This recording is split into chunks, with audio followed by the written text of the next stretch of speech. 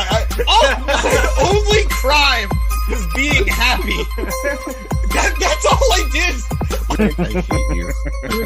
Holy shit, Danny.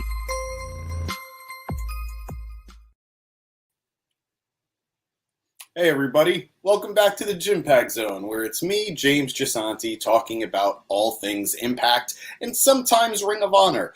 Unfortunately tonight, though, for some reason I was having a little bit of trouble with Honor Club, so no Ring of Honor coverage tonight. I'll try to get that out to you before the end of the week. If not, it was good from what I did get to see. But tonight will be all Impact. Welcome to the JIMPACT Zone. Welcome to Mark It Down Podcast. And it was a good show. I enjoyed Impact tonight. A lot of good wrestling from beginning to end. A lot of good knockouts action from beginning to end. So why not just start and get through it? First match of the night saw Masha Slamovich taking on Killer Kelly. This is a match that I've been waiting for since both women have sort of entered the Impact Zone stratosphere around the same time. Masha definitely started a lot stronger. Killer Kelly with a little bit of a softer start, but both women have an excellent presence, an excellent persona for themselves, and it was only a matter of time before we had this irresistible force meeting the immovable object kind of match. And it delivered. This was a great match, and the finish definitely leaves room for more, as we saw Masha Slamovich countering Killer Kelly's chokehold into a quick 1-2-3 pin, but Killer Kelly never let go of the submission. She never let go of the choke, choking out Masha Slamovich in the end, despite the loss. As commentary said, sometimes you lose the battle to win the war. And in this instance, I think Killer Kelly won the war. Great back and forth between the two women. Lots of power, lots of reversals, lots of submissions. This was very good. This was a strong, what I believe to be first match in a feud, in a series. And man, I do not envy the referee trying to get in between these two women.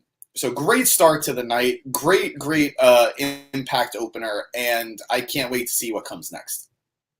Moving forward, we had a backstage segment where Kenny King approaches Sheldon Jean, Nick Aldis's opponent for later tonight, and tries to give him a pep talk before his big match with Nick Aldis, making his Impact in-ring return after, I believe, 6 years tonight. Big deal to some, I'm sure. No, that was mean. I'm happy Nick's back. I am happy Nick's back. But moving on, we had a backstage interview where Gia Miller, MVP of Impact, interviewing Trinity. Trinity talking about her debut last week, talking about the impact she's looking to make. Yep, she's still saying it. And she gets interrupted by Jay Vidal, who wants a selfie with her. While Trinity is happy to oblige, she doesn't know who Jay is, and Gia just says, yeah, he works there. I don't think there is a more apt description of an Impact employee than Jay Vidal that Gia Miller gave him. Moving on, we had, finally, going back to that backstage segment, we had our Nick Aldis versus Sheldon Jean match. Kenny King was on commentary, which was, a nice little wrinkle to this match, a little bit extra to look forward to. And it didn't matter that pep talk he gave Sheldon Jean, because Nick won pretty decisively with the submission.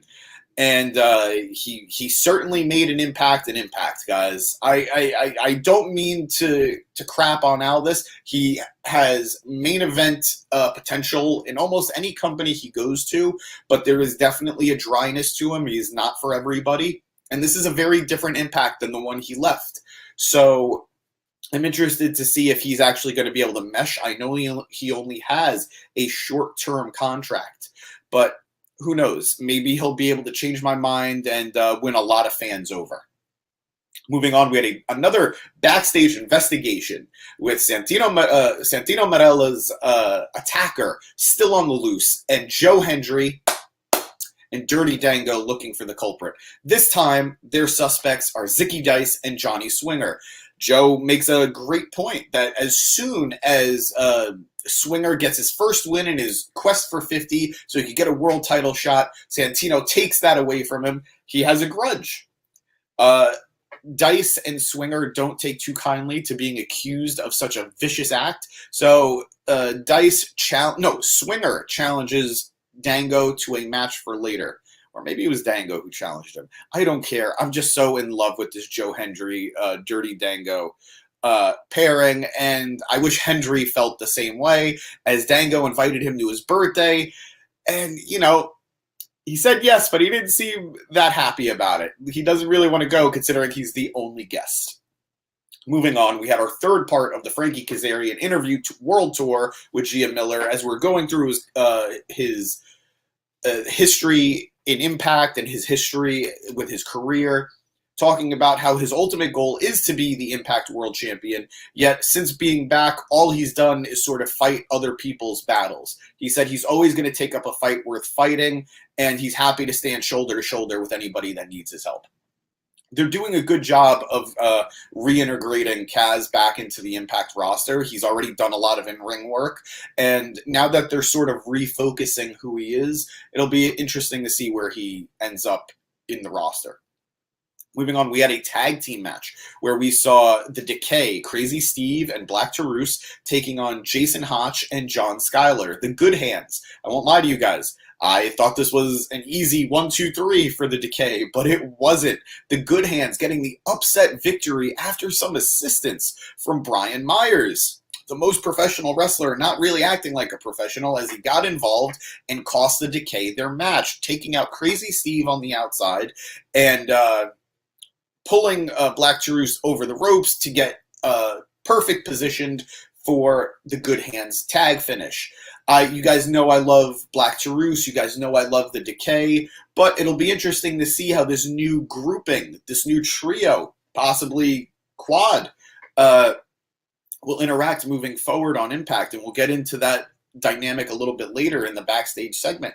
But moving on, we had Steve Maclin with his own backstage segment where he confronts Shira and Champagne Singh, and Maclin said because they failed him, he's done. The relationship is over. This referring to their loss last week and Maclin getting gored by Rhino. Singh says that he can't let this slip through his fingers, so he has an idea to salvage the relationship. And as we come back from commercial, we see that they took out Heath before Rhino's match with Maclin, which just so happened to be next, as the Impact World Champion Steve Maclin took on Rhino in his first defense.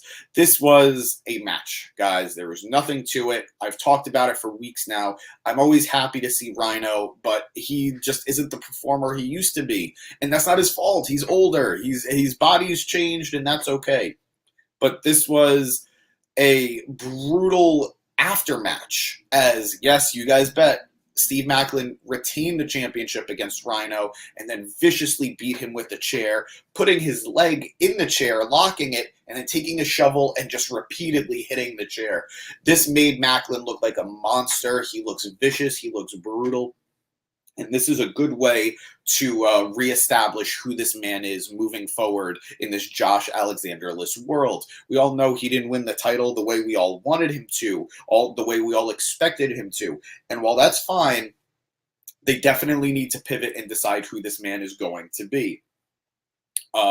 So good way of doing it. After the beatdown, as they're taking Rhino into the ambulance, Maclin is confronted by Scott D'Amore, and he's told now that Macklin's defense against PCO at the pay-per-view will now be no DQ. Maclin then decides to attack Rhino some more, goes into the ambulance, and instead is met by PCO, who protects Rhino and takes out Maclin. This was a nice little back and forth. This was a nice spot for PCO, getting more love, more attention, and just looking outright creepy coming out of that ambulance. Great spot for PCO, and looking forward to this feud continuing moving into the pay-per-view.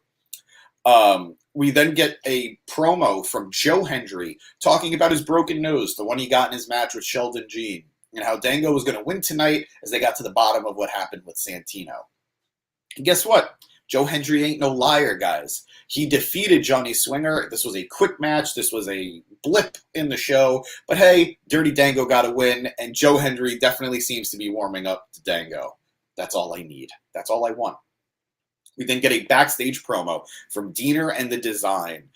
You know, they have things to say. They're hyping up their army of violence, their yellow-clad followers.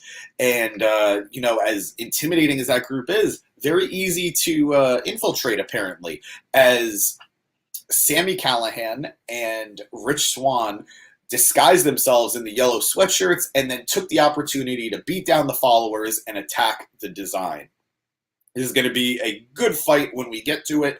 I know a lot of people are iffy about the Design. That's fine. I don't necessarily blame you, but I have been enjoying this back and forth now that Callihan is on the side of Angels for real. We then get a backstage interaction going back to earlier in the night as Moose confronts Brian Myers over him taking on the Good Hands. He says, we're a tag team. If we're a tag team, why do you need to manage another tag team? Brian Myers counters with, well, you certainly didn't mind trying to get a #1 contender spot for the world title. What's the difference here? Moose says, I could be world champion and tag team champion, but what's the point in having another tag team around? He tells Myers he's got to get his priorities in order as he storms off.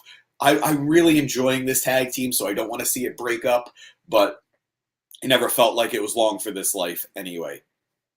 We then had our main event where the Impact Knockouts Tag Team Champions, the Coven, Taylor Wilde and Killing King, taking on Deonna Purrazzo and Jordynne Grace.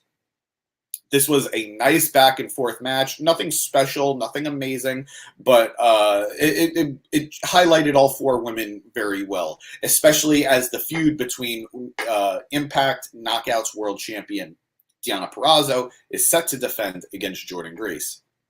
This match went the way you'd expect. There were some bumps and, you know, not so much smoothness between the champion and her challenger, but they definitely worked better together than you would have expected. In the end, though, unfortunately, it came down to miscommunication as Deonna Purrazzo got knocked from the apron as Jordynne Grace was thrown into the ropes, and that's leading up to Jordynne getting knocked out for the pin, the 1, 2, 3, and the Coven retaining their tag titles.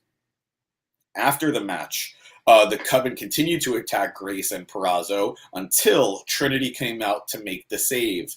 You know, I'm really happy Trinity's in the knockouts division. She's in the Impact Zone. She's definitely going to add some glow to it. She's going to add some flair. I want to get through this pay-per-view. I want to get through Grace and Purrazzo. Guaranteed to be a good match. They always are. And see just how quickly Trinity may or may not win the Impact Knockouts Championship. But anyway, guys, oh boy, I got 5 comments. And Danny's calling me. Danny, okay, I got to pick this up. Hello? Yeah, man, don't ignore the comments. What happened? I can't help it, man. I can't do it all on my own. Yeah, you can. You're a made man. You can do this. I am a made man. Guys, Podmate himself, Danny Hernandez, joining me in the JIMPACT Zone. You got anything to add, Danny? I love you too, Danny. Well, JL, I apologize. I didn't mean to ignore you. You're right. You know, this is what makes Danny the main event player of our team. I'm not big timing you. I love you guys. Thank you for joining. And let's go open up the video. Where is the host? Where is the star? Yeah. Oh, by the way, hello, you know it. Thank you for coming in, even though you didn't get to watch. But yeah, guys, that was Impact tonight. I didn't get to watch Ring of Honor, unfortunately. Sometimes it does happen. But I hope you enjoyed Impact. I hope you enjoyed me here in the Mark It Down podcast in the JIMPACT Zone. I'm your man, James Gisanti. I will see you guys next week. And know there's going to be a lot of wrestling next week, a lot of wrestling news, so be ready. And as always, if you liked the video, subscribe, hit like. We really appreciate it. And check us out on all of our socials, Facebook, Insta, Twitter, TikTok, Foursquare, 8 Square, LinkedIn. Give it a go. Thank you guys. Have a good night.